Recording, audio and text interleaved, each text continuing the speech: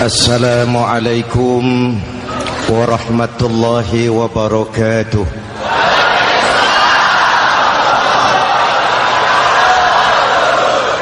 Alhamdulillahillazi ja'ala Ramadhana syahra siyami lil mu'minin.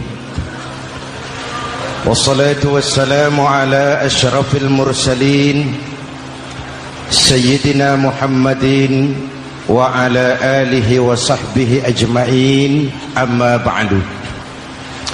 Para ulama yang saya muliakan, para pejabat baik sipil maupun militer yang saya hormati, alhamdulillah malam ini atas izin Allah, mudah-mudahan yang kita laksanakan ini merupakan bagian dari amal ibadah kita di bulan suci Ramadan ini.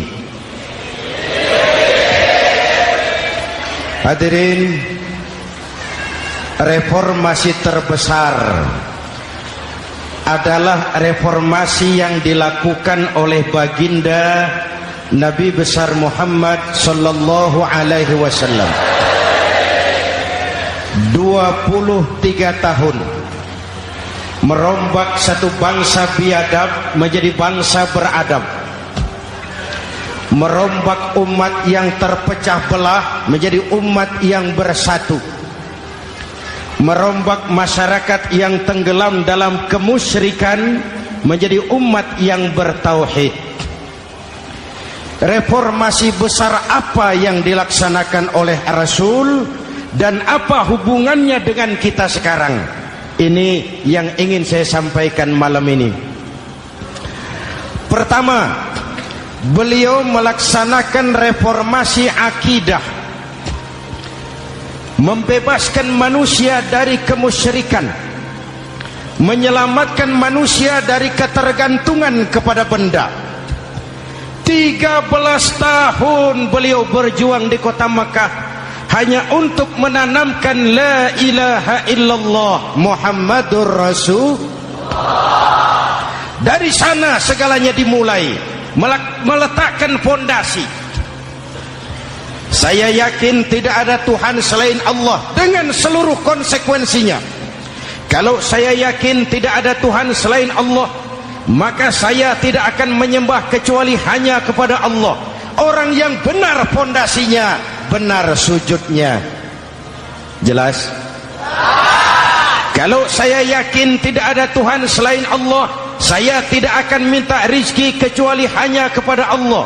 Orang yang benar fondasinya, jauh dari korupsi, jauh dari judi.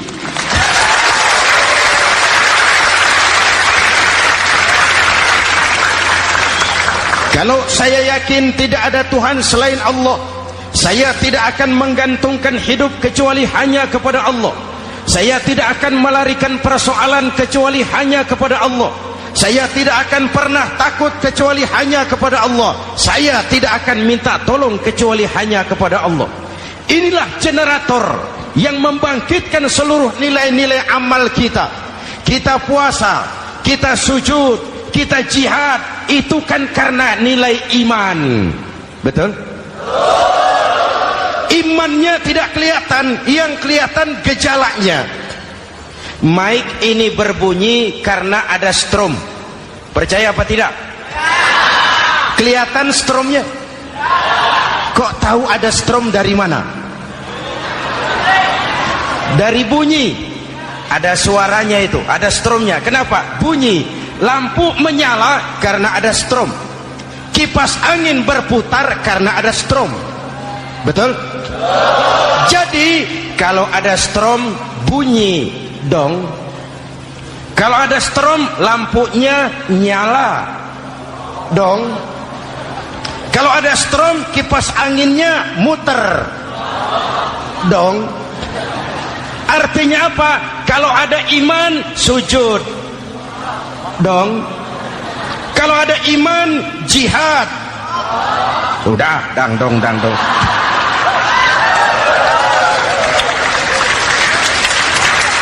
Seluruh amaliyah kita hanya refleksi dari nilai-nilai keimanan, maka dimulai dengan fondasi. Kalau fondasi kuat, apapun yang mau dibangun aman. Kalau fondasi rapuh, apa yang mau dibangun di atas fondasi yang rapuh? Karena itu, dengan tabligh akbar ini, pesan pertama saya, mari jaga nilai-nilai iman kita. Kita masih bergelut dengan zaman susah. Judi kembali merebak, narkoba meracuni remaja dan pemuda-pemudi kita, padahal dua-duanya sumber segala macam kemaksiatan. Judi mendidik orang jadi malas, dan sejarah belum pernah mencatat ada orang jadi kaya karena judi. Yang bangkrut, yang kere, yang melarat banyak.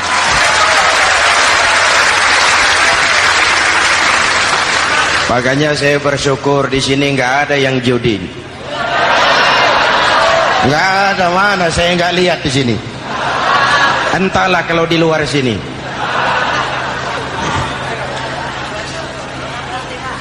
Judi itu penyakit, kalahnya bikin penasaran, menangnya bikin ketagihan. Itulah penyakitnya. Makanya lebih baik makan singkong betulan daripada makan roti mimpi. Ayo, makan singkong betulan, makan roti mimpi, lebih baik mana? Lebih baik makan roti betulan, Mas.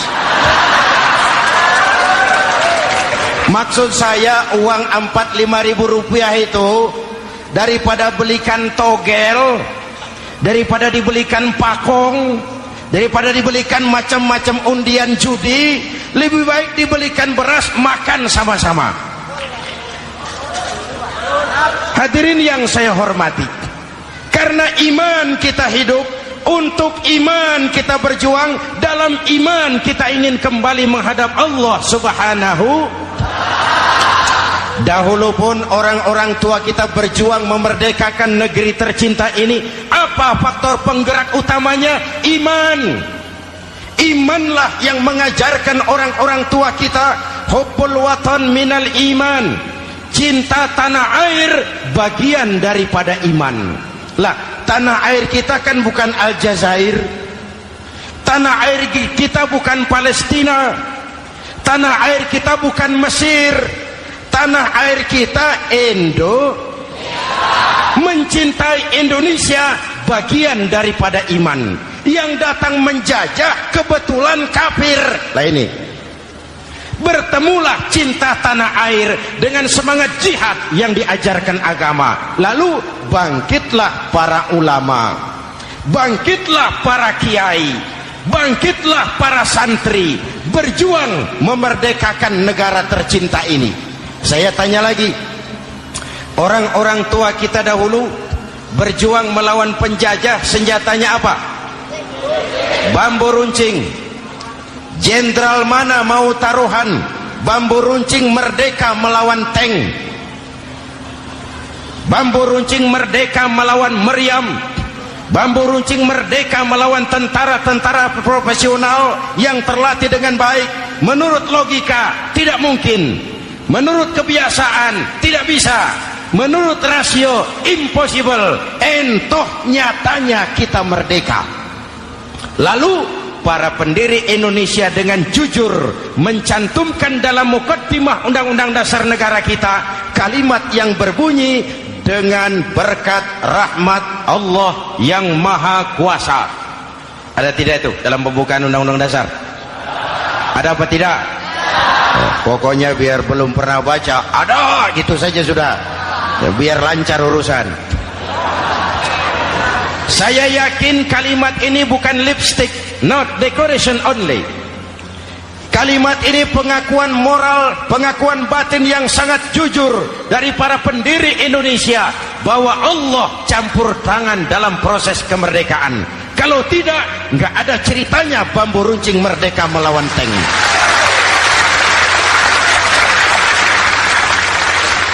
Kalau dulu iman untuk merebut kemerdekaan, sekarang iman untuk mengisi kemerdekaan.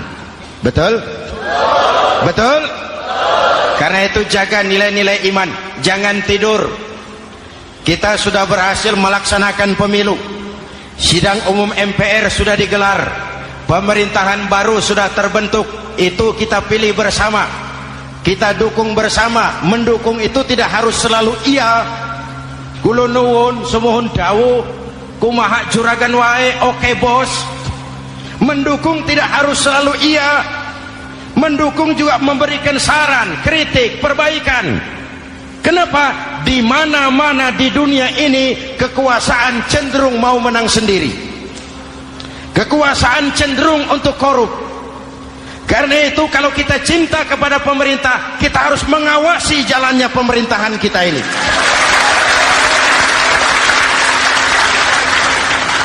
Pengalaman ketika Orde Baru berdiri, kita percaya, kita serahkan penuh, lalu kita tidur. Akhirnya kita jadi susah sendiri. Betul? Umat Islam tidak boleh jatuh dua kali di tempat yang sama. Hari ini lewat sini jatuh wajar, belum tahu barangkali. Besok lewat sini lagi jatuh lagi, goblok tenan. Masa jatuh dua kali di tempat yang sama itu bagaimana? Hadirin yang saya hormati, nilai-nilai iman, intan paling mahal, mutiara paling berharga, tidak lain nilai iman. Imanlah yang menyebabkan kita gembira menyambut datangnya Ramadan, menyingsingkan lengan baju, menghamparkan sajadah, melakukan pendekatan yang intens kepada Allah. Kenapa? Kita mengerti nilai Ramadan. Tempo hari saya berikan contoh. Di tangan kanan saudara ada berlian, harganya 50 juta. Di tangan kiri saudara ada rumput seikat. Berlian dan rumput ini taruh di depan kambing. Kira-kira mana yang diambil kambing? Rumput, dasar kambing. Kambing tidak ngerti nilai berlian. Padahal kalau kambing sedikit mau pakai otak. Kalau berlian yang saya ambil, kata kambing, lalu saya bawa ke pasar, kemudian saya jual, harganya 30 juta, lalu dibelikan rumput, dapat rumput sekabupaten. Tapi kambing tidak ngerti nilai berlian. Yang kambing tahu cuma rumput. Kenapa? Hidup kambing cuma melayani perut. Maka kata Imam Ali karramallahu wajhah, orang yang hidupnya hanya untuk melayani perut,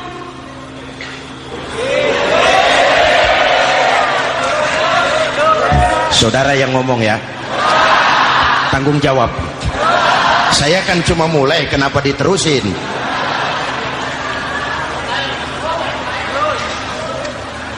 Hadirin yang saya hormati, jaga iman baik-baik, wariskan kepada anak-anak kita. Mereka harapan kita semua. Mereka masa depan Indonesia. Akan bagaimana Republik Indonesia, bahkan akan bagaimana Islam di Republik Indonesia 20, 30, 40 tahun yang akan datang. Anak-anak kitalah jawabannya.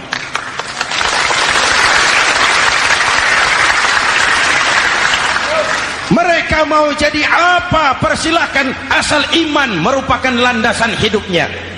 Anak-anak kita boleh jadi jenderal, asal jenderal beriman. Boleh jadi pejabat, pejabat beriman. Jadi pengusaha, pengusaha beriman. Kalau iman landasannya aman. Jadi pengusaha, pengusaha beriman, insya Allah timbangannya tidak curang, ekonomi lancar, masyarakat tenang. Jadi petani, petani beriman, insya Allah tidak menggarap tanah yang bukan miliknya.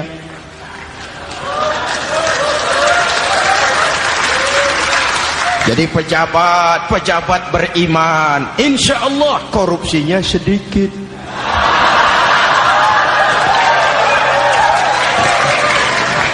Jadi jenderal, jenderal beriman, insya Allah berjuangnya bersama ulama, bukan nangkepi ulama.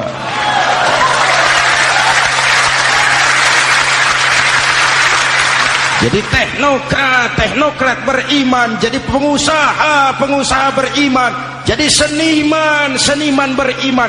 Jadi maling, Nggak ada, mana ada maling beriman. Kalau iman landasannya insya Allah aman. Ini yang pertama. Yang kedua, baginda Nabi melaksanakan reformasi sosial. Berupa apa? Membebaskan manusia dari ras diskriminasi, mengikat manusia dengan tali akidah. Diciptakan kita dari laki-laki dan perempuan, dijadikan kita bersuku-suku dan berbangsa-bangsa. Bahkan Quran memulai dengan kalimat syu'ub, wa ja'alnakum syu'uban wa qabaila. Kami jadikan kamu berbangsa-bangsa dan bersuku-suku agar kamu saling mengenal satu dengan yang lain. Saya ingin mengulangi imbauan saya, mari kita tingkatkan kerukunan. 3 macam kerukunan. Pertama, rukun antar umat seagama. Sesama muslim harus rukun. Ya Pak? Ya Bu?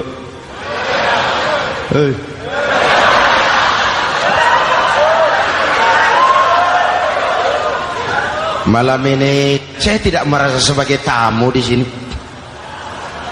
Saya hanya keluarga di tengah-tengah keluarganya.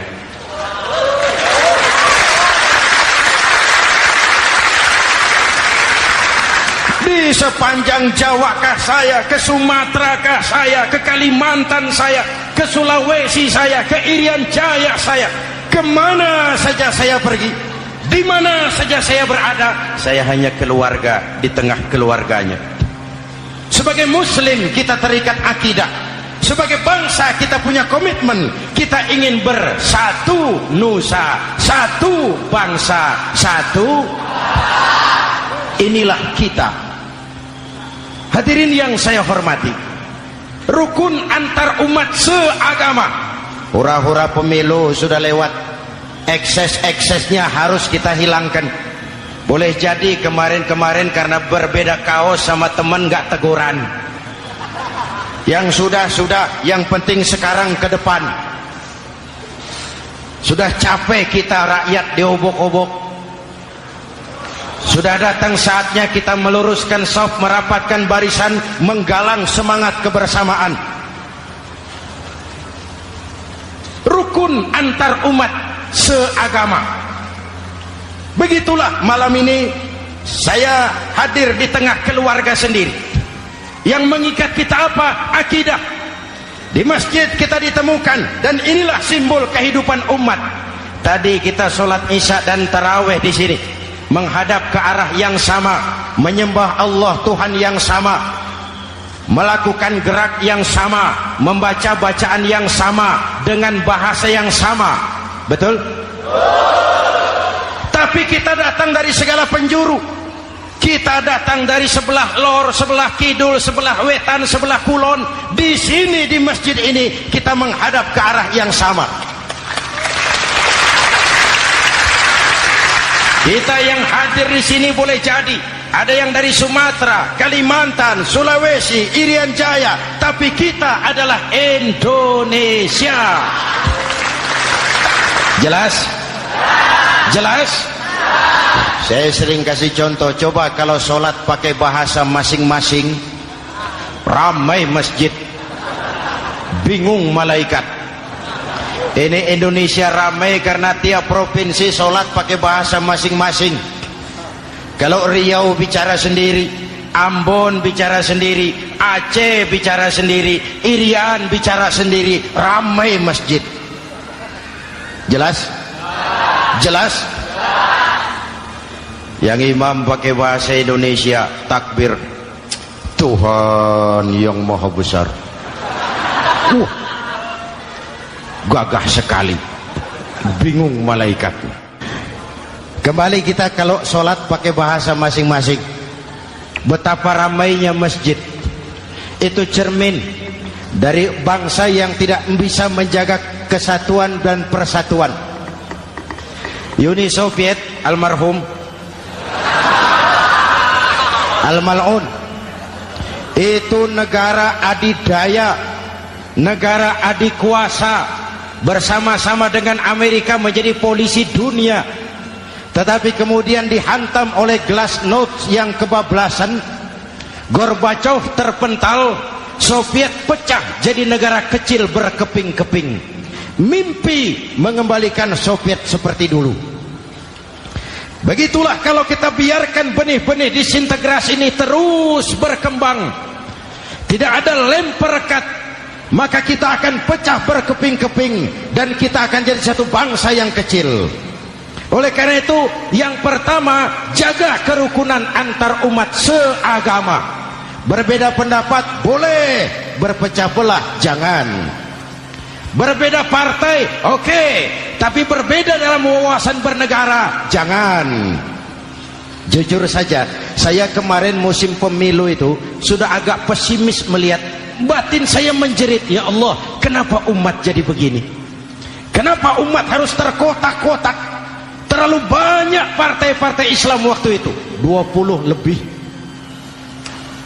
Begitu sidang umum MPR berjalan, saya mulai melihat titik optimisme. Ada yang mengkristal, di mana orang tidak lagi melihat partainya, tetapi melihat nilai-nilai imannya. Itulah yang memang utama buat kita.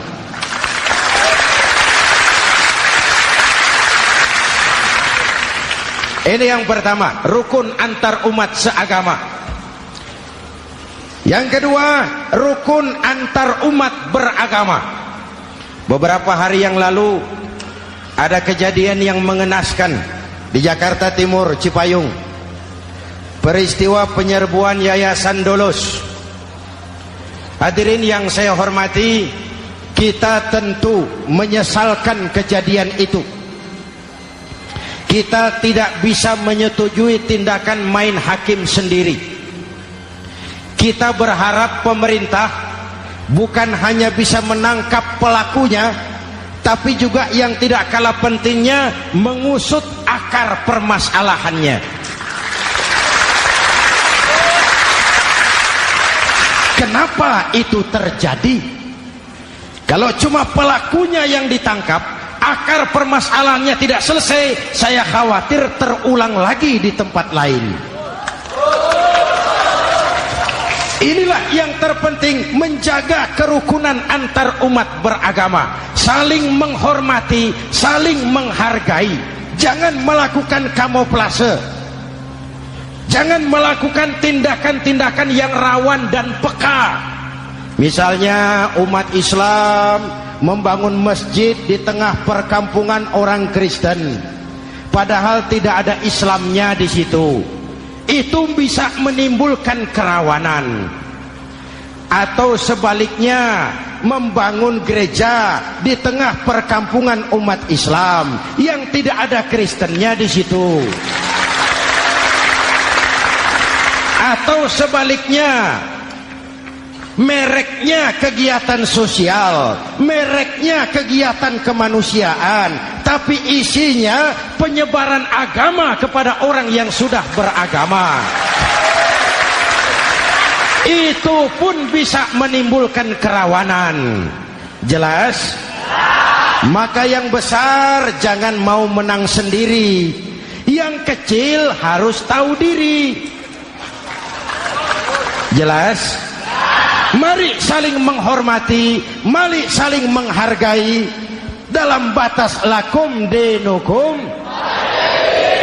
Menangkap pelakunya penting, mengusut akar permasalahannya itu pun tidak kurang pentingnya. Hadirin yang saya hormati, Islam agama toleran, baik dari prinsip ajarannya maupun dari sikap umatnya. Islam agama yang rahmatan lil alamin. Kita punya kewajiban untuk membuktikan bahwa Islam bukan merupakan ancaman.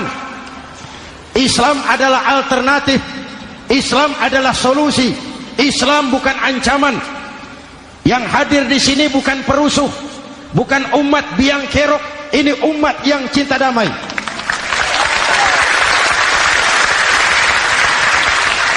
Ini umat yang tidak pernah mencari-cari musuh, tapi juga tidak akan pernah lari kalau bertemu musuh.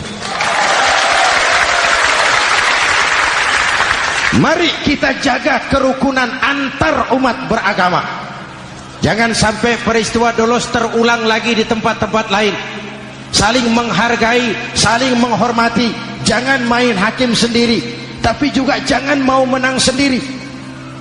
Hadirin yang saya hormati, dengan menjaga kerukunan antar umat beragama, akar keutuhan kita sebagai bangsa semakin terpelihara. Lalu yang ketiga, rukun antar umat beragama dengan pemerintah. Tadi kita sholat di sini ada imam, ada makmum, betul? Kalau makmum siapa saja boleh, Mas. Tidak ada pemilihan makmum. Fikih itu ketat kalau sudah memilih imam. Nih makmum siapa saja. Pak, itu orang pemabuk itu, boleh jadi makmum. Suka mencuri, Pak, boleh jadi makmum. Bacaannya tidak fasih, boleh jadi makmum. Ketinggalan 1 rakaat, boleh jadi makmum. Tapi tidak tiap orang boleh jadi imam. Kenapa? Imam mau mimpin orang banyak. Kalau dia bodoh, bagaimana nasib makmumnya?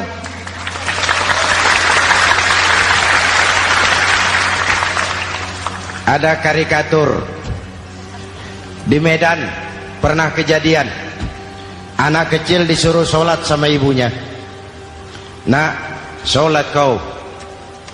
Ah, aku tak pandai sholat, mak. Si ucok rupanya ini.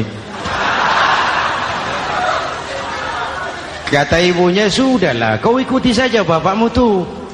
Apa yang bapak mau kerjakan, kau ikuti sajalah. Jadilah, mak, kalau ikut saja bisa laku. Berangkatlah anak ini kan, sholat di belakang bapaknya, jadi makmum. Sholat di balai bambu, tidak pakai tikar. Bangun sujud, hidung bapaknya terjepit bambu. Karena sakit dan kaget, refleks bapak ini teriak, aduh. Anak di belakang ingat pesan maknya, ikuti saja bapakmu. Si anak ini malah pakai irama, aduh.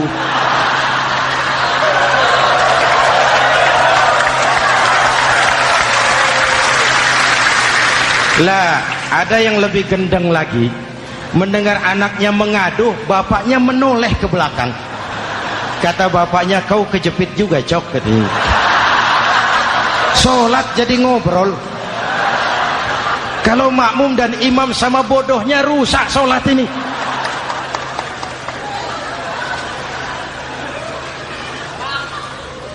Hadirin yang saya hormati, rukun antar umat beragama dengan pemerintah, pemerintah yang legitimate, yang dihasilkan lewat proses demokrasi. Benarnya kita dukung, salahnya kita tegur, kita kritik, kita perbaiki, kita berikan saran-saran yang baik. Sekali lagi, jangan tidur. Sudah lewat masanya. Kemarin-kemarin kita menghadapi satu masa yang penuh krusial.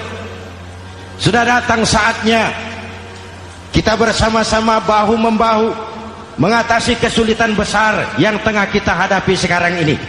Dengan 3 kerukunan ini, insya Allah keutuhan kita sebagai bangsa akan lebih terpelihara. Ini reformasi kedua. Dalam konteks kita sekarang, menjaga semangat kebersamaan. Saya sering mempopulerkan di masyarakat kita, umat Islam, bangsa Indonesia seperti 5 jari ini. Kalau kompak, apa yang tidak terpegang? Tapi kalau berpecah belah, apa yang mau dipegang? Yang ini namanya ibu jari. Umaro ini, pemerintah. Kerja apa saja kalau sudah diginikan pemerintah, lumayan. Diginikan kiamat, Mas. Legalitas. Umaro. Yang ini telunjuk, alat untuk menunjuk. Ini orang yang punya uang, orang kaya, para pengusaha, investor. Kita perlu untuk memulihkan roda perekonomian kita. Di mana-mana kalau orang sugih nunjuk, lancar urusan, Pak. Coba kita yang melarat nunjuk-nunjuk ini, nggak laku, Pak. Makanya kata orang, serba salah jadi orang susah, tapi lebih susah jadi orang serba salah. Serba salah jadi orang susah, tapi lebih susah jadi orang serba salah. Telunjuk. Yang ini jari tengah lah ini. Di tengah dia, ke kanan tidak, ke kiri tidak. milik semua golongan ini, netral. Siapa ini? TNI. Siapa ini? Cendekiawan. Siapa ini? Ulama idealnya itu. Milik semua, tidak kemana-mana tapi ada di mana-mana. Gak bisa diajak suitan ini. Gak ada anak-anak main kelereng suitnya begitu, itu gak ada.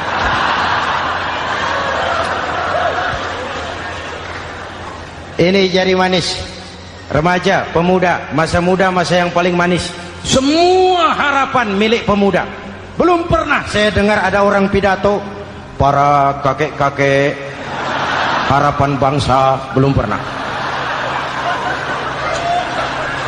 Mesti kalau sudah harapan umat, pemuda, harapan negara, pemuda, harapan agama, pemuda, harapan bangsa, pemuda, harapan pemudi.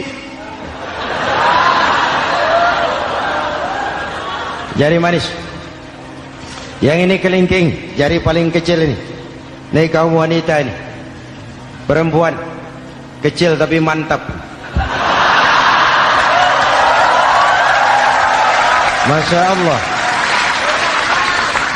Ini ibu jari ini besar ini. Sweet ketemu kelingking, kalah ibu jari ini. Di mana-mana kekuasaan sering kalah sama perempuan. Siapa yang mendorong-dorong Nabi Adam memetik pohon buah khuldi? Kelingking. Kelingking. Kelingking. Julius Caesar tunduk kepada Cleopatra. Siapa Cleopatra? Kelingking. Napoleon, singa daratan Eropa, the Lion of Europe, luas kekuasaannya, hebat tentaranya, bertekuk lutut di bawah kaki Margaret Josephine. Kelingking. Hadirin yang saya hormati, kalau 5 pilar ini bersatu, ringan sama dijinjing, berat sama dipikul, kita akan jadi satu bangsa yang kuat. Jelas? Jelas? Dengan Ramadan, dengan tabligh akbar malam ini, mari kita jaga semangat kebersamaan. Saya selalu mengingatkan sekarang lebih banyak tukang kompor daripada tukang lem. Lebih banyak tukang kompor daripada tukang lem. Hangati sana, sulut sini, bakar sana, panasi sini. Terbakar kita, dia lari tepuk tangan, dan kita yang rugi. Jelas? Jelas? Ini hal yang kedua. Reformasi sosial mengikat manusia dengan tali akidah, mempersaudarakan manusia dari manapun orang datang, apapun warna kulitnya, dari suku apapun ia dilahirkan, kalau akidahnya sama, itulah saudara kita.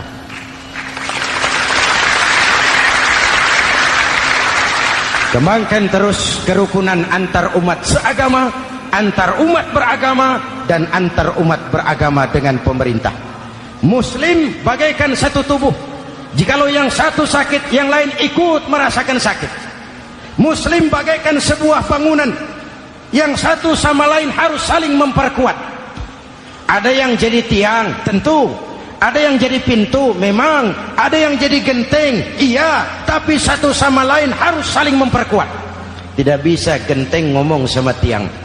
Kata genteng, saudara tiang, kamu sih enak, saya setengah mati. Kata genteng, hujan kehujanan, panas kepanasan, kadang-kadang anak-anak nakal saya dilontari batu. Kata genteng. Yang jadi tiang ngomong lagi. Kata tiang, saudara genteng, jangan sembarangan kalau ngomong. Kamu kira kamu bisa nongkrong di atas? Itu gara-gara siapa genteng? Aku yang topang dari bawah. Kata tiang. Kamu jadi anggota DPR, jadi anggota MPR, jadi pejabat, kami rakyat yang angkat.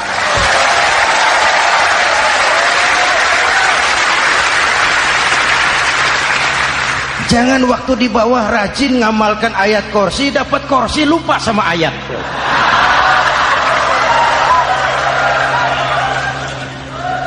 Mari ringan sama kita jinjing, berat sama kita pikul, duduk ya kita sama rendah, berdiri kita sama tegak. Tidak ada warga negara kelas 1 di Republik ini.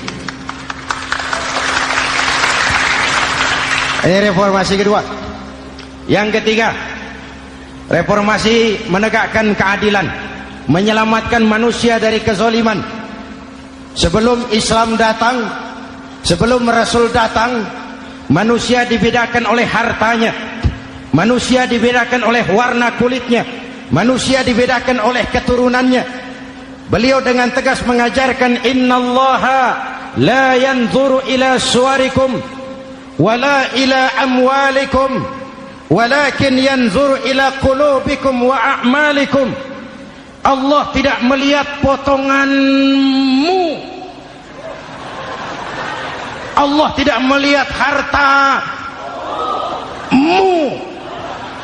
Yang Allah lihat itu hatimu dan amal perbuatan.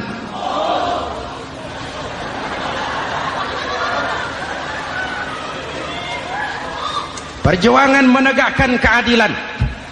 Hadirin yang saya hormati, itulah yang menyebabkan reformasi kita menggelinding, menuntut keadilan, baik keadilan di bidang politik, keadilan di bidang ekonomi, keadilan di bidang hukum. Nabi pernah mengingatkan, hakim, kata Nabi, itu ada 3 macam.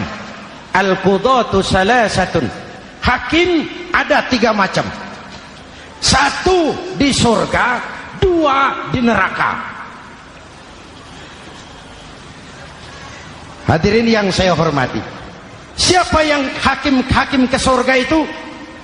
Ada hakim yang tahu tentang kebenaran, lalu siap melaksanakan kebenaran itu, menghukum dengan kebenaran apapun resikonya, walaupun dimusuhi atasannya, walaupun bertentangan dengan nuraninya, karena itu orang yang dia sukai, tapi dia tetap melaksanakan hukum. Hakim yang mengerti tentang kebenaran sesuatu lalu melaksanakan hukum dengan kebenaran itu yang akan sampai ke surga.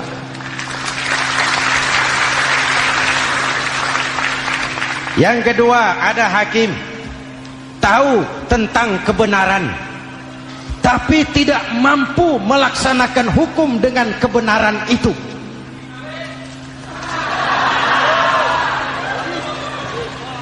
Tahu sesuatu itu benar tetapi tidak punya nurani untuk membela kebenaran, mengetahui kebenaran tapi tidak berdaya untuk memperjuangkan kebenaran. Akhirnya hukum dikebiri, yang salah jadi benar, yang benar jadi salah. Itulah realita yang kita rasakan selama ini. Yang baca Quran dengan suara merdu dapat piala. Yang mengamalkan Quran dengan konsekuen dapat penjara. Yang berteriak-teriak menegakkan keadilan dianggap aneh. Yang korupsi habis-habisan hidup terhormat.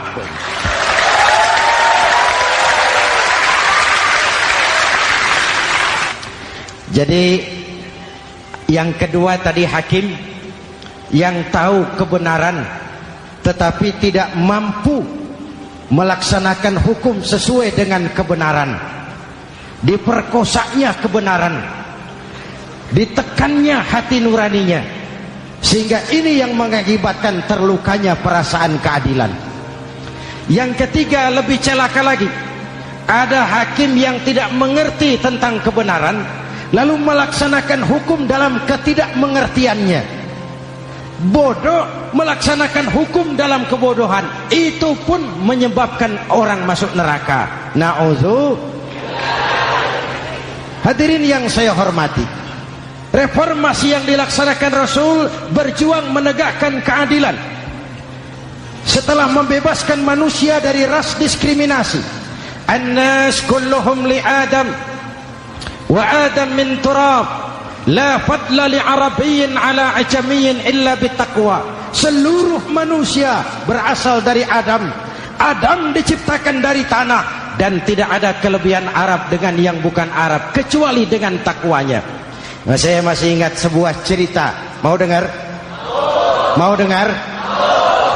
Pada waktu Umar bin Khattab radhiyallahu anhu menjadi khalifah, menjadi Amirul Mukminin, itu yang jadi gubernur di Mesir adalah Amr bin As. Satu saat Amr bin As ingin mendirikan masjid, tapi tanah lokasi masjid itu milik orang Yahudi. Ada gubuk di situ. Dipanggil Yahudi ini oleh Amr bin As. Saudara Yahudi, iya. Itu rumahmu ya? Iya. Sudah tahu belum? Belum. Ya memang saya belum kasih tahu. Begini, kamu bangun sembarangan saja, rumahmu kena jalur hijau itu. Lalu saya mau bangun masjid di situ. Ya tapi ada rumah saya, Pak. Sudahlah, rumahmu saya bayar, saya beli. Enggak mau, Pak. Rumah saya cuma itu-itunya. Saya bayar 2 kali lipat. Enggak mau, Pak. Enggak mau. Sudahlah, saya ganti rugi. Ya, enggak mau, Pak. Namanya juga ganti rugi, Pak. Biar digantikan tetap rugi. Mangkel Amr bin As ini wong cilik kok bertingkah amat. Si amat aja nggak bertingkah. Panggil kamtib.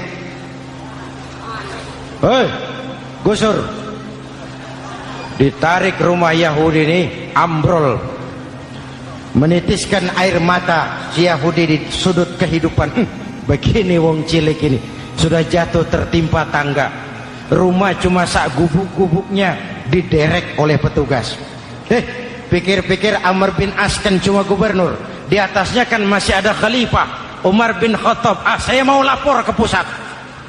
Berangkat Yahudi ini dari Mesir menuju Madinah. Berhari-hari berjalan sambil berpikir, ini nanti kalau saya laporan kepada khalifah, apa pengaduan saya diterima? Wong saya rakyat kecil, lagian Yahudi, sementara yang menggusur saya ini gubernurnya sendiri. Terus dia berjalan sampai di kota Madinah. Lewat tengah hari dia mulai cari-cari.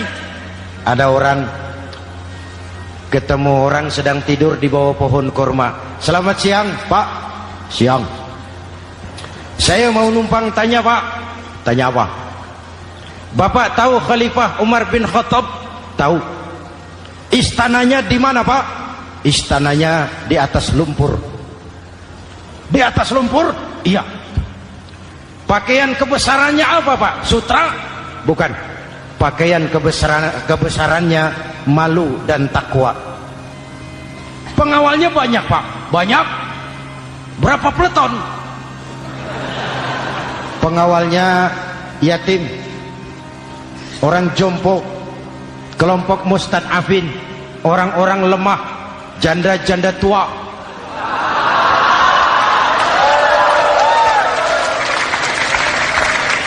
Itu pengawalnya.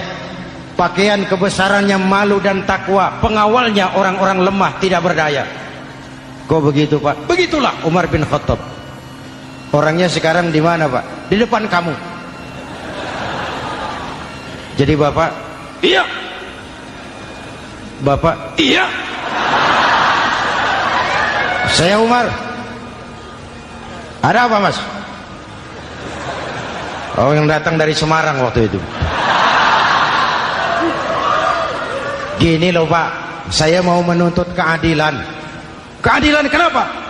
Gubernur Bapak Amr bin As itu, Pak, zalim. Kenapa dia? Gubuk saya main tarik saja, runtuh.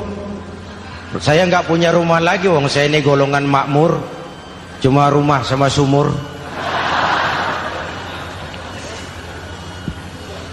Lalu untuk apa? Katanya dia mau bangun masjid di situ, Pak. Dipaksanya rumah kamu ditarik sampai runtuh. Iya. Yahudi? Ya, Pak. Itu ada tempat sampah ya. Betul, Pak. Di situ banyak tulang unta. Coba kau cari satu tulang unta bawa ke sini. Bingung Yahudi. Pak, saya jauh-jauh dari Mesir ke sini ini mau cari keadilan. Kalau tulang unta di Mesir juga banyak, Pak.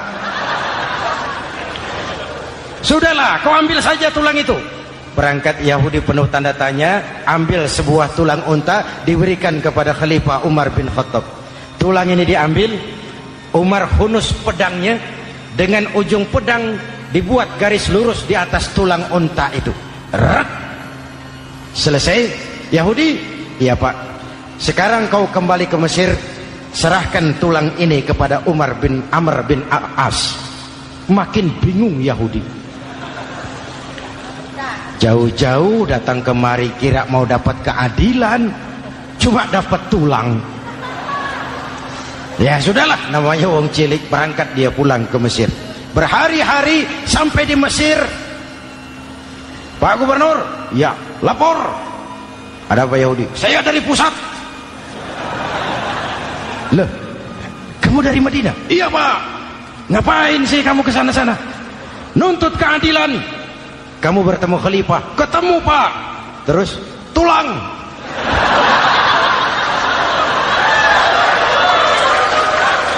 Ini loh Pak, salam dari beliau, tulang. Apa maksudnya? Aku nggak ngerti lah itu Pak. Yes, go rene. Diambil tulang itu, Amr bin As melihat ada garis lurus dengan ujung pedang, gemetar badannya, keringat bercucuran. Kepala proyek dipanggil. Mas, ini proyek masjid batal. Gubuk Yahudi dirikan lagi. Loh Pak, kata kepala proyek, saya kan sudah menang tender Pak.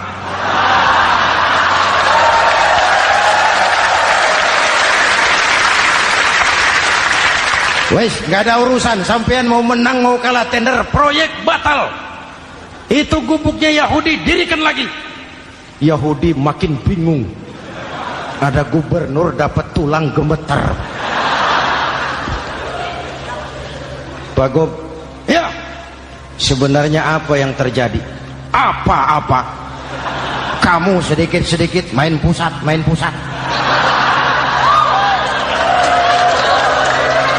Bo, yang ngomong dulu toh. Ya kan awalnya saya sudah ngomong Pak, tapi gubuk saya tetap ditarik. Percuma ya saya ke pusat Pak.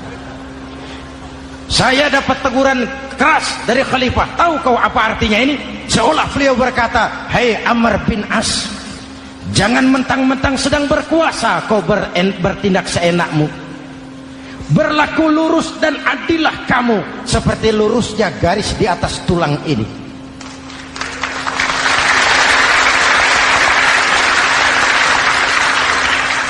Kalau kau tidak lurus, kalau kau tidak berlaku adil, aku yang akan meluruskanmu dengan pedangku. Itu bahasa simbolik. Siapa yang gak gemeter? Kamu. Pusat. Wedus.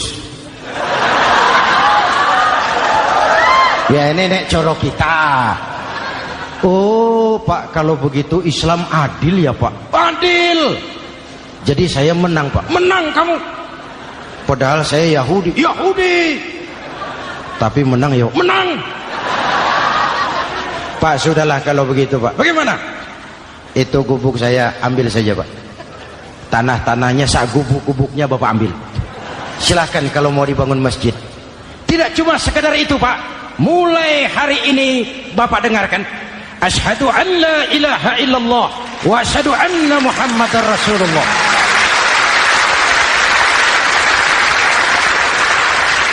Yahudi bisa menang perkara menghadapi gubernur. Kalau ini terjadi di Indonesia,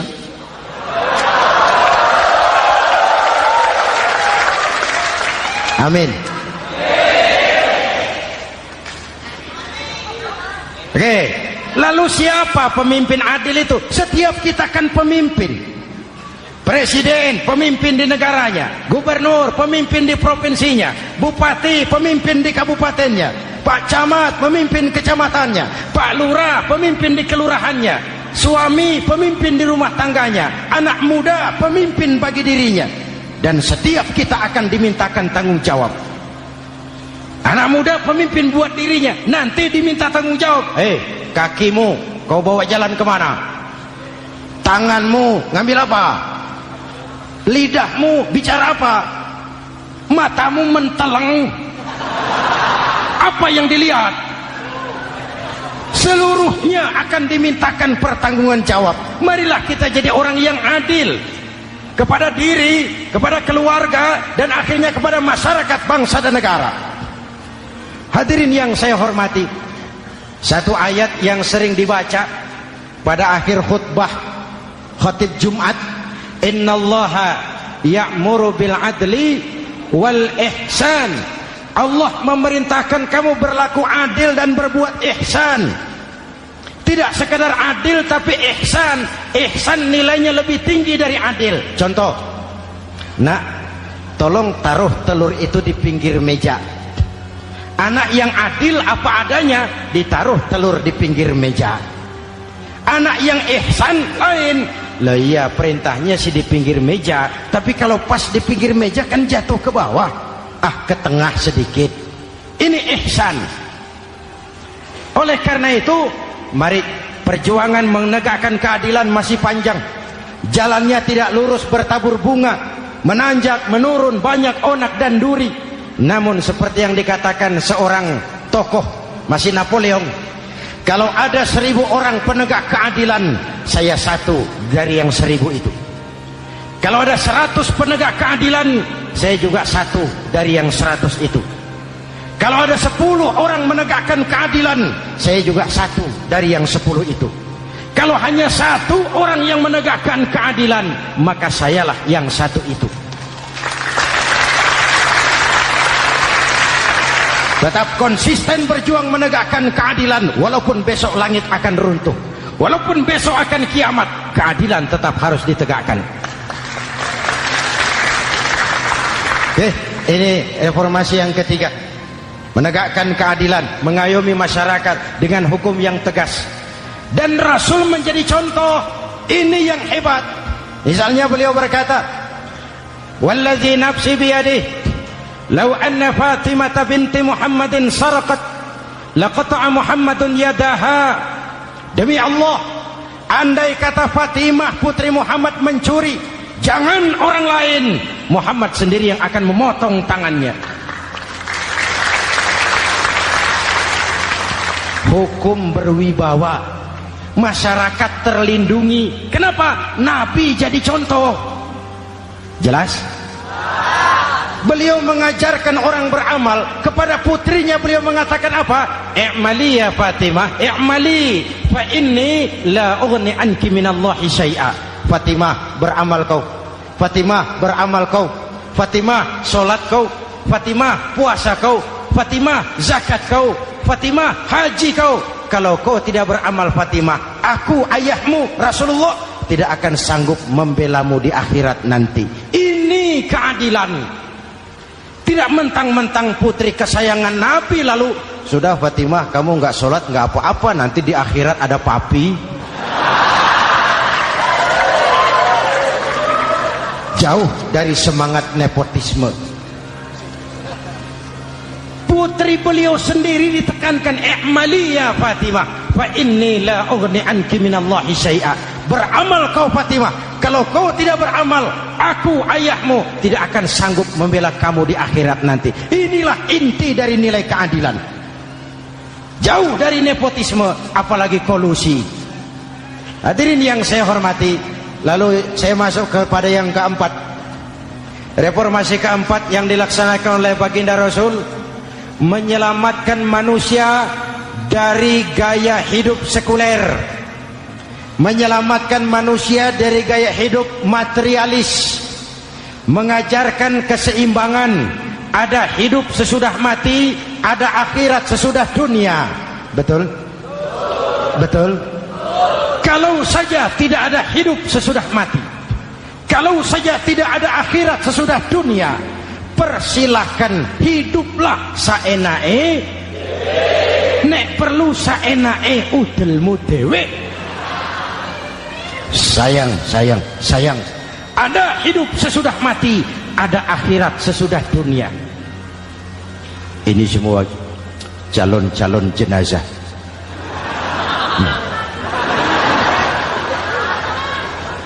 Calon lurah belum tentu jadi lurah.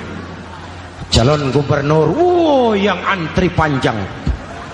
Calon menteri, mimpi. Calon jenazah, pasti. Betul?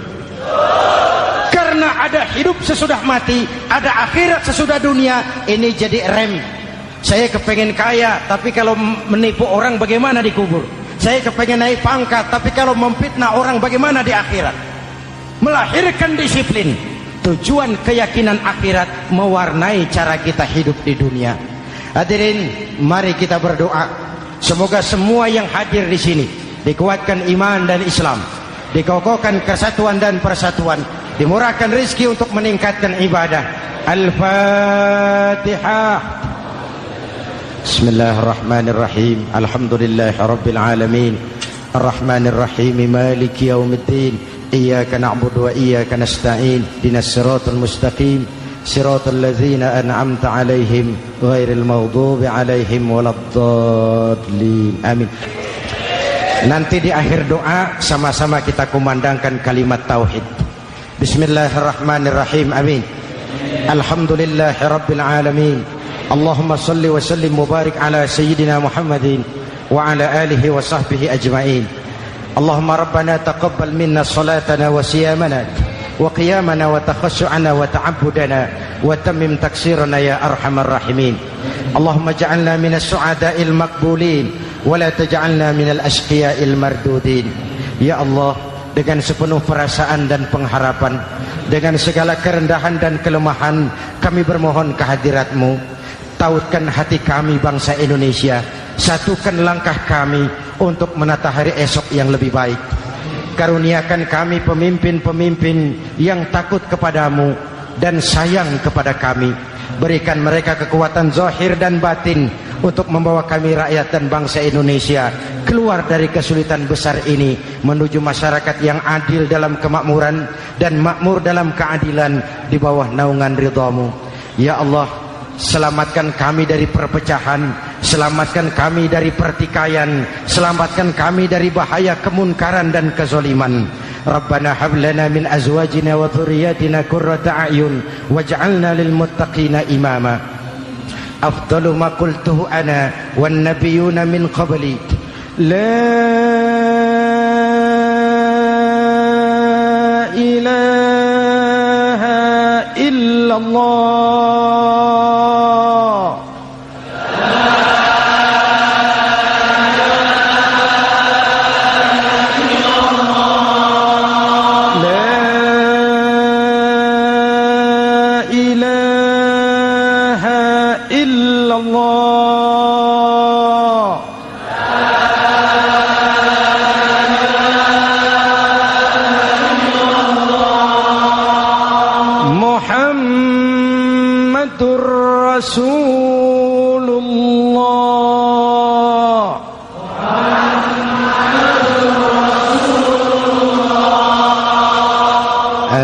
صلى الله عليه وآله وسلم كلمة حق عليها نحيا وعليها نموت وعليها نبعث إن شاء الله من الآمنين. ربنا آتنا في الدنيا حسنة وفي الآخرة حسنة وقنا عذاب النار وآخر دعوانا أن الحمد لله رب العالمين.